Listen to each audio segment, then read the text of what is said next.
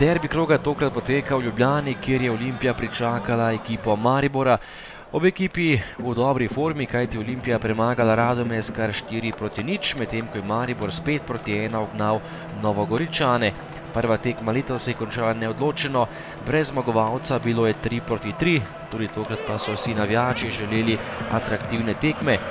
Prva akcija tekme za Ljubljančane, poskušal je Šporar od daleč, a zgrešil vrata Handanovića. Izvrstna kombinacija Rajčevića in Volaša. Žogo je potem prejel Luka Zahović, ki pa ni najbolje streljal, Šeliga je pravočasno zapustil svoja vrata. Nov napad Maribora, strel si je pripravil Salalih, brani Šeliga. In še ena kombinacija vijoličastih. Strel si je pripravil Agim Ibrahimi, meril daleč, ampak izkazal se Šeliga, ki je žogo vendarle zbil v kot. Nova kombinacija za Ljubljančane, dolga žoga Bajrića, izjemna priložnost za Hentija, ki je poskušal direktno proti vratom, izkazal se je vratar Handanović. Nogometaš, ki je zabil hat-trick v prvem krogu pomladi, je tokrat za las zgrešil vrata, Volaš je bil nekoliko premalo natančen, po dobre pol ure igre pa še enkrat podaja Zahovića in zaključek Volaša, prelahko za Aleksandra Šeligo. Potem pa kot za Maribor napaka vratarja Šelige, žoga je prišla do Andjaja, ki je povedal Mariboru prednost, Senegalec se je veselil zadetka za 0-1 in nogometaši Maribora so na odmor odšli z minimalno prednostjo.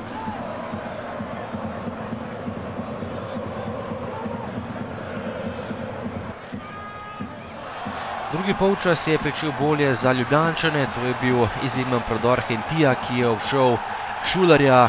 Domači so želeli prekršek in rumeni karton za nogometaša Maribora, sodnik Jug pa tokrat ni dosodil ničesar. Po podaji Stojanovića je prišel do strela Salalih, lepa kombinacija Maribora, a tokrat visoko čez gol strel Izraelca. Še ena podaja pred vrata, priložnost za Maribor. Po kotu je zgrešil Marko Šuler, nato pa nova akcija za Ljubljančane. Močno je meril Kapun, prava bomba, ampak tokrat je zgrešil mariborska vrata. Do konca tekme še nekaj situacij, najprej pa rdeči karton za nogometaša Olimpije. Nik Kapun je dobil rdeči karton zaradi grdega štarta proti igralcu Maribora. Zadnjih 5 minut je Olimpija igrala samo z 10 nogometaši.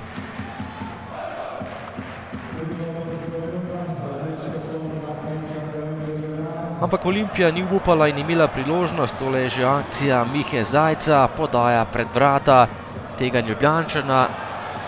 Spet so domači zahtevali 11 metrovko in igro z roko, a tokrat tega ni bilo.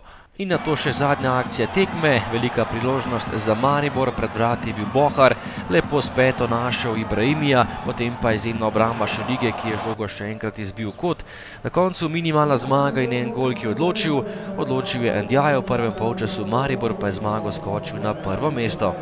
Seveda, da je vplivala poškodba Šporarja, ker pač nismo gor imeli tega kova igralca, da bi zadržal, da bi zadev, tako da to je ta ključ, ker nismo mogli zadržati žoge. Drugo je pa pač napaka našega vratarja, ki je tudi odločila derbi.